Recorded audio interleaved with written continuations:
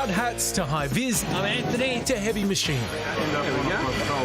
There we go. The election campaign thus far has been pretty blokey. That was clever, whoever came up with that idea. But today is all about the mums. First of all, happy Mother's Day. The coalition capitalising with a pledge of $53 million to support IVF procedures for cancer patients at risk of passing on genetic conditions to their children. And I could think of no better Mother's Day gift than that. Labor matching that funding, Where the government comes up with a good policy, we're prepared to support it. while committing $11 million for free playgroups in regional and remote areas across the country. Today, on Mother's Day, it is appropriate to make the announcement that we're making. The opposition leader has his sights set on the ladies, Hi, Anthony. Hi, Anthony. Nice to meet you. with Labor promising a raft of new economic and legal measures to bridge the gender pay gap. That sounds pretty good.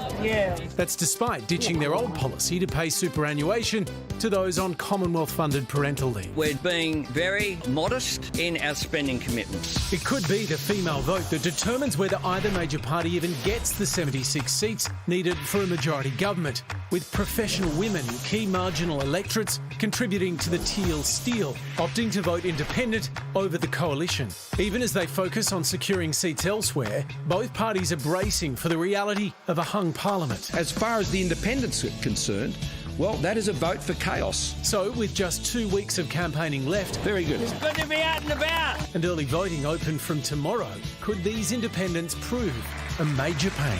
That was clever, whoever came up with that idea.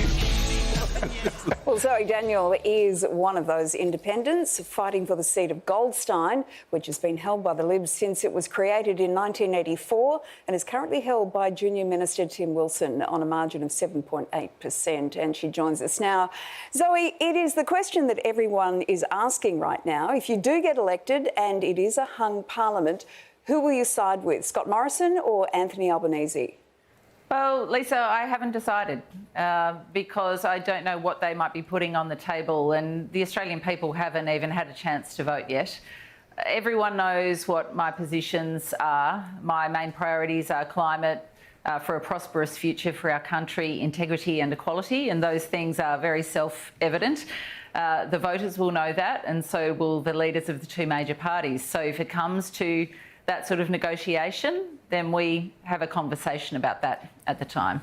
Well, an overwhelming majority of your supporters, in fact 76%, don't want you to side with Scott Morrison. If there were enough Teal independents in Parliament, would you consider working with the LNP if they were to choose a different leader other than Scott Morrison?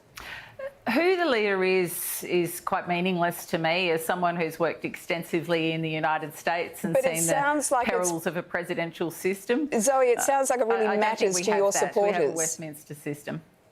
Well, that's based on one poll, and as you know, polling of individual seats, Lisa, is quite unreliable. Let's see how the voters vote on the day, and then we go from there. Hey, Zoe, when you say that if it comes to a hung parliament, you'll just deal with the policies, and your policies are out there, so too the Labor Party's policies as well as the coalition policies. I think any fair reading of all of those different sets of policies would say that yours are more closely aligned with what Labor is offering. So is it honest to say that you just deal with both equally and you haven't really made up your mind which party you would back if it were a hung parliament? Well, I think that people in my electorate would expect me to have those rigorous conversations on the day. And on some policies, I might be more aligned with Labor. On other policies, I might be more aligned with Liberal Party. I'm a social progressive and an economic conservative. But of those you listed, whether it's climate or integrity or gender, it's pretty clear that the Labor Party policies are closer to yours than what the coalition's are. Well, I think the question with the Labor Party is, can they actually deliver it? They've played a small target strategy for a long time and not been particularly brave. There are trust issues on the Liberal side, but also, as you know, politicians say all sorts of things, particularly leaders of parties say all sorts of things during election campaigns, and then those things can change if it actually comes to whether they can form government or not. So I look forward to having those conversations at the time. I hope it doesn't come to that, though.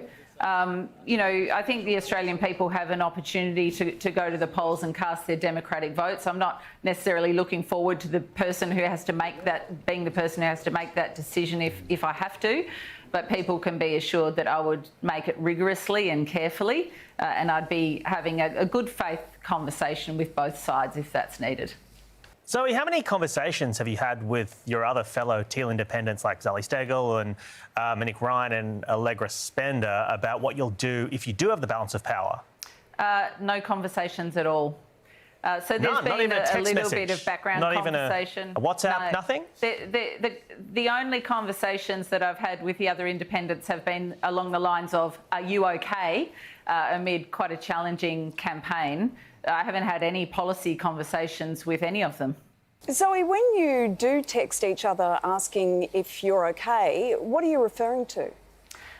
Look, it's been a pretty bruising campaign in some ways, Lisa. My signs have been vandalised and ripped off fences. There's been a dirt unit in the background digging whatever they can find on me and my campaign staff. I was screamed at in the street today by someone who accused me of being a Labor stooge, and other candidates have had their own experiences. It's not particularly pleasant. And, I'm not a politician.